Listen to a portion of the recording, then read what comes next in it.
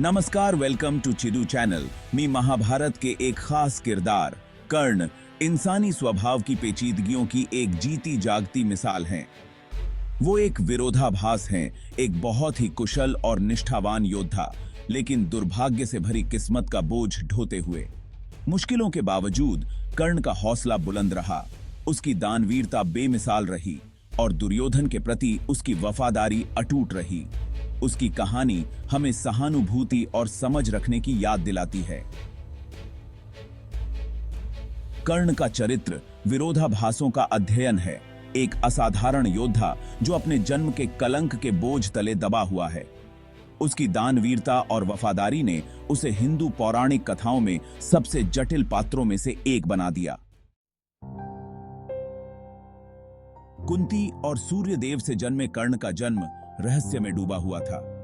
एक शिशु के रूप में परित्यक्त, उनका पालन पोषण एक सारथी और उसकी पत्नी राधा ने किया, जिसके कारण उन्हें सूत पुत्र के नाम से जाना जाने लगा।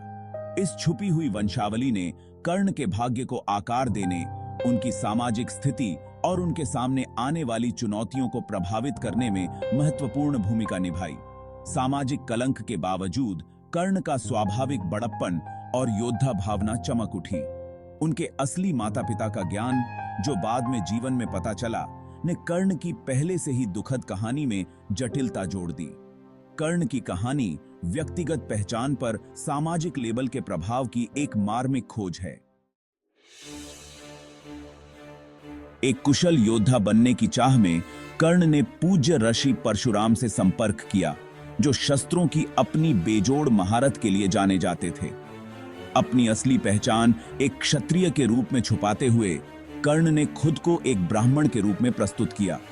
परशुराम ने कर्ण के असली वंश का पता चलने पर खुद को धोखा दिया हुआ महसूस किया और उसे अपनी सबसे बड़ी जरूरत के समय ब्रह्मास्त्र मंत्र को भूल जाने का श्राप दिया। कुरुक्षेत्र युद्ध के दौरान कर्ण के अंतिम भाग्य में इस श्राप ने महत्वपूर्ण भूमिका निभाई। कर्ण की दुविधा धर्म की जटिलताओं, ज्ञान की उसकी इच्छा और उसके कार्यों के नैतिक निहितार्थों के बीच संघर्ष को उजागर करती है। उसकी कहानी धोखे के परिणामों और अपने धर्म का पालन करने के महत्व के बारे में एक शिक्षाप्रद कहानी के रूप में कार्य करती है। अपनी बेजोड़ उदारता के लिए जाने जाने वाले कर्ण ने दानवीर की उपाधि अर्जित की, जिसका अर्थ है जो देने में उदार है। वह अपनी इच्छा के अनुसार कुछ भी देने की इच्छा के लिए प्रसिद्ध थे। देवताओं के राजा इंद्र के साथ उनकी मुलाकात में यह अटूट उदारता स्पष्ट है। इंद्र कर्ण के पास पहुंचे और उनसे उनके कवच और कुंडल मांगे। कर्ण ने अपने वचन का सम्मान किया और इंद्र को उपहार प्रदान किए। उनकी उदारता सामाजिक सीमाओं और अपेक्षाओं से परे थी। कौरव राजकुमार दुर्योधन के प्रति कर्ण की वफादारी अटूट थी। दुर्योधन ने कर्ण के कौशल और महत्वाकांक्षा को पहचानते हुए उसे दोस्ती और एक राज्य की पेशकश की। उसे उसके कथित निम्न जन्म के बावजूद स्वीकार किया। स्वीकृति के इस कार्य ने दोनों के बीच एक अटूट बंधन बना दिया, जिसने महाभारत के पाठ्यक्रम को आकार दिया। कर्ण ने इस दोस्ती को सबसे ऊपर महत्व दिया और नैतिक दुविधाओं का सामना करने पर भी दुर्योधन के प्रति उसकी वफादारी दृढ़ रही। पांडवों के धर्म को जानते हुए भी कर्ण ने फिर भी दुर्योधन के साथ खड़े रहना चुना, जो उसके दायित्व और वफादारी की भावना से बंधा हुआ था। व्यक्तिगत वफादारी और नैतिक धार्मिकता के बीच यह संघर्ष कर्ण की कहानी का एक केंद्रीय विषय है। कुरुक्षेत्र के युद्ध के मैदान में कर्ण का जीवन एक दुखद अंत में समाप्त हुआ। अपने सौतेले भाई अर्जुन का सामना करते हुए कर्ण ने बहादुरी से लड़ाई लड़ी, लेकिन अंततः श्रापों और दुर्भाग्यपूर्ण परिस्थितियों के संयोजन के कारण दम तोड़ दिया।